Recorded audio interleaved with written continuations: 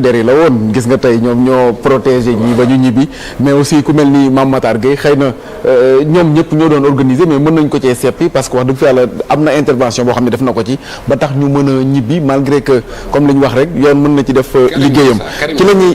ci la ñuy jàll un peu aljuma sow pour dugg même ci li leen taxoon di manifester tey muy mbirum homosexualité gouvernement bi fi nekkoon ak Macky Sall waxoon nañ ci lu leer moom newoon na tant que maa ngi fi duñ ko fi légaliser mais aussi mënuñu ñoo imposer li nga xam ne mooy jóge fële moom am na lu mu ci waxoon yéen am na lu ngeen ci waxoon lu leer mooy bi ngeen di nekk ci kujjeeg politique gi li jaaxal ñii di manifester kay mooy bi ngeen toogee ba léegi lu xew ba tax pouvoir bi noppi ci. waaw d'abord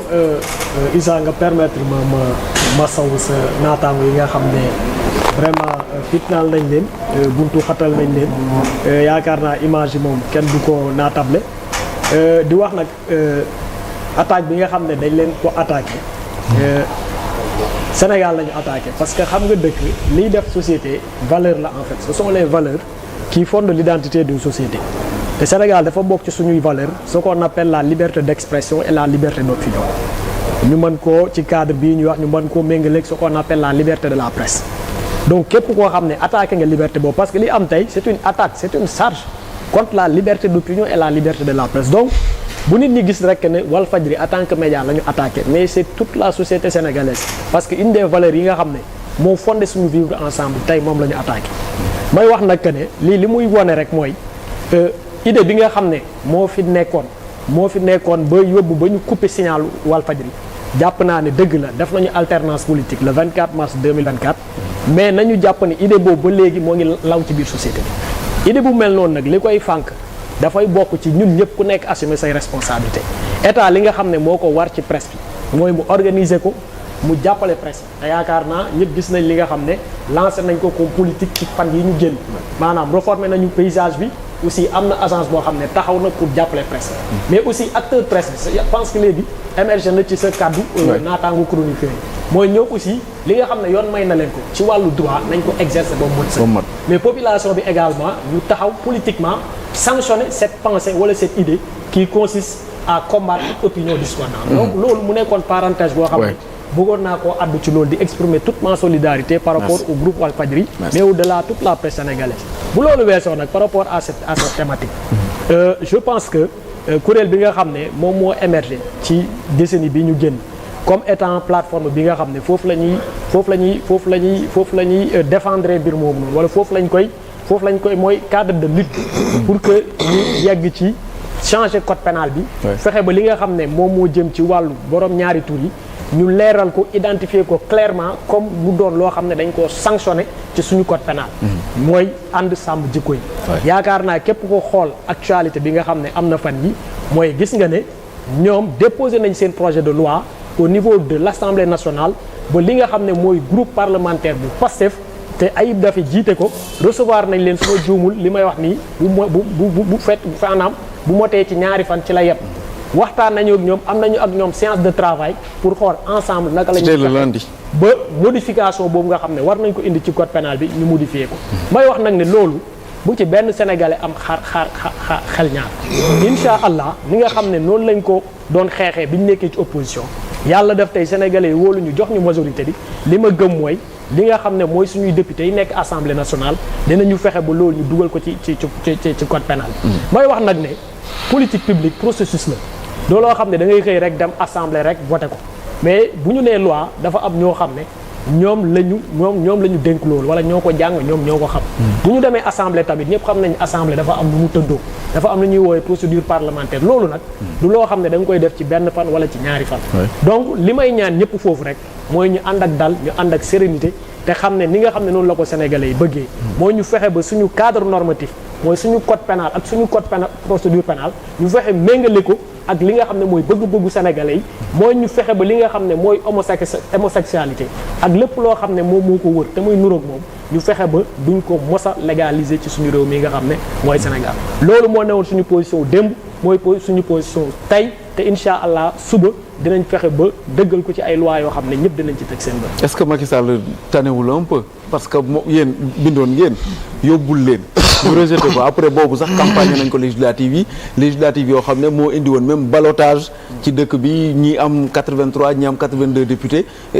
fi mu nekk nii par rapport ak li ci xew après ñu ne waa ànd sàmm jikko ñoom ñoo bind yóbbule Assemblée nationale c'est pas un peu. waaw mais xawut flou. xam nga kooku ngay wax kooku mënuñoo tànn ci problématique bi. parce que li ñuy wax histoire la du lu ma inventé. oui ànd sàmm jikko bi on se rappelle tous dañoo jël loi bi yóbbul ko groupe parlementaire bi nga xam ne moo majoritaire woon à l'époque te mu nekkoon groupe parlementaire Benno Bokk Yaakaar te seen kilifa ci politique bi Macky Sall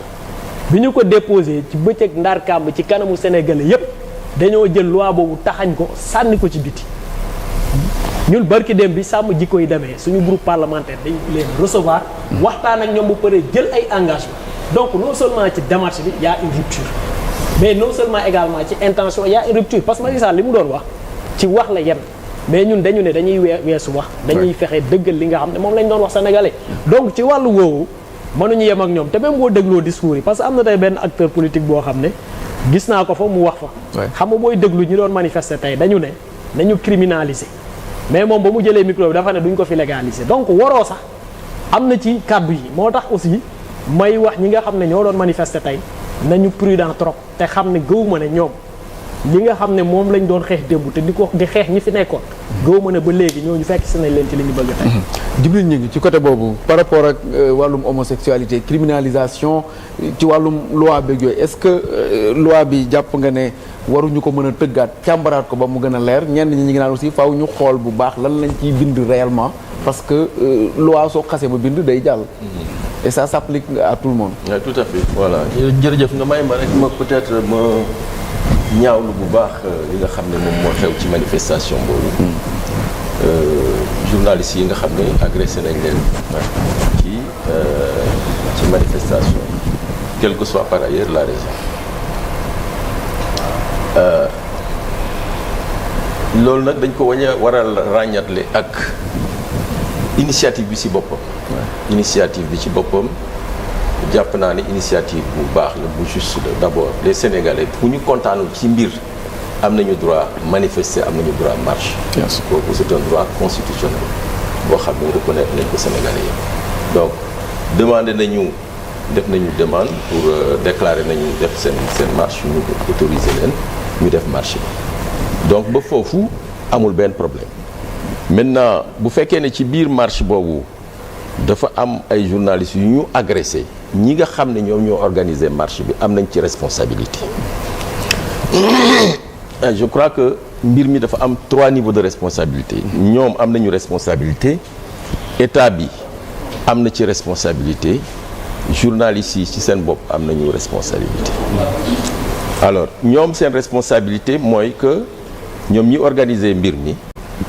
war nañu jël en charge un peu la police de la manifestation dans une certaine mesure par rapport à leurs moyens pour xam ñan la ñu invité yan mot d'ordre lañ leen jox ñuy veiller sur loolu pour que mu bañ a am benn violence vis-à-vis de qui que ce soit. Bu dee état bi ñoom ñoo yore FDS yi les forces de défense et de sécurité. Je pense que li ñu gis sànq mooy que forces de défense et de sécurité yi ñëw nañu pour protéger